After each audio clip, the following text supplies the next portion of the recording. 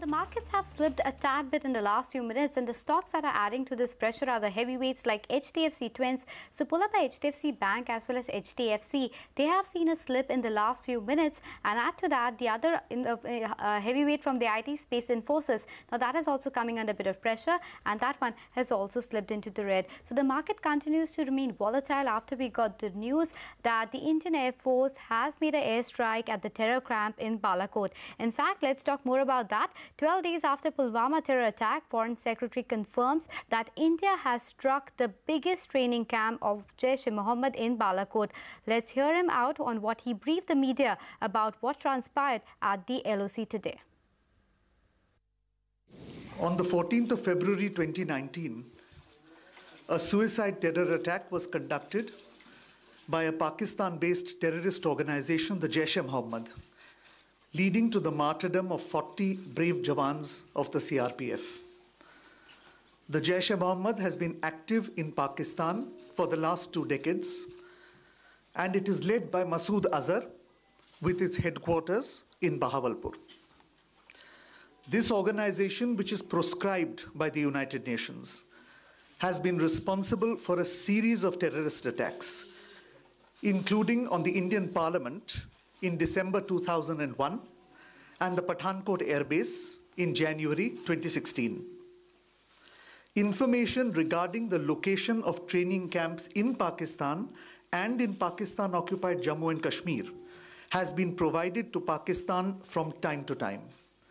Pakistan, however, denies their existence.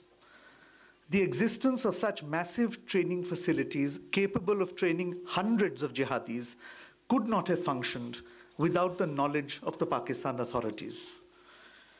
India has been repeatedly urging Pakistan to take action against the Jaish-e-Mohammed to prevent jihadis from being trained and armed inside Pakistan.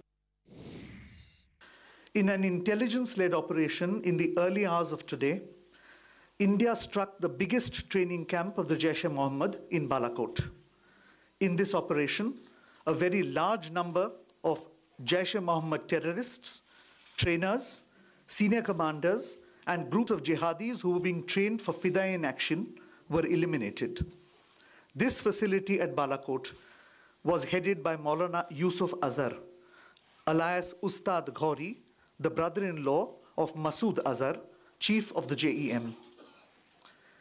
The government of India is firmly and resolutely committed to taking all necessary measures to fight the menace of terrorism. Hence, this non-military preemptive action was specifically targeted at the Jaish-e-Mohammed camp.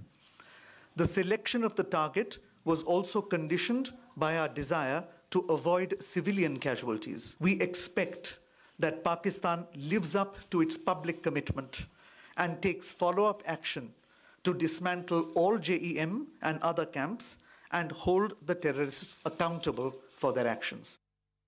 Okay, that's the Foreign Secretary talking about the action. And we also spoke with other sort of experts from various fields on the action taken by the Indian Air Force. Listen in. It's completely now up to Pakistan whether they want to, ratchet it up a bit, whether they want to escalate or not. As far as our preparations are concerned, I'm sure the Air Force, Navy and the Army is completely prepared. And we should be prepared for some action on the other side. It would actually not be correct for us to sit back and say that nothing can happen.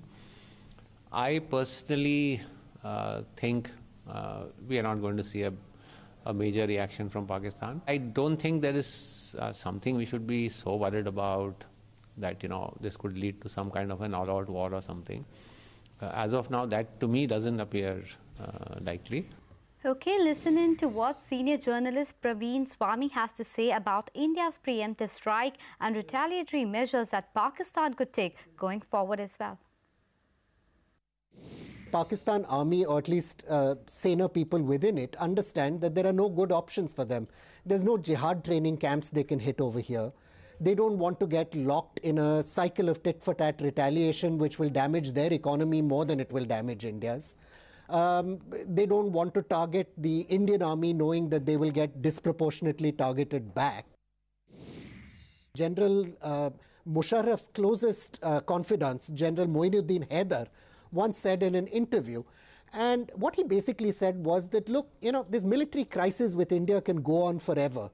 The difference is that India can afford it. Maybe it'll knock 1% or 0.5% off their GDP. We cannot afford it. The handful of investors we have, the little bit of capital we get back from the little bit of investment we get from non-resident Pakistanis, that disappears when there's a crisis like this. Things are bad enough for us. We simply can't afford this crisis. And from 2003, for 10 years running, Pakistan scaled down the jihad in Kashmir to 0.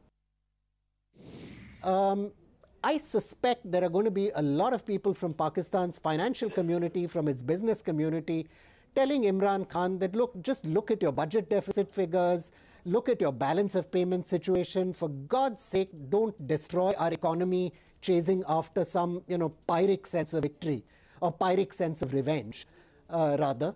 I suspect the Pakistani business community is going to be lobbying their Prime Minister and their armed forces very, very hard to just back off. And I suspect those voices will prevail because at the end of the day, money does talk.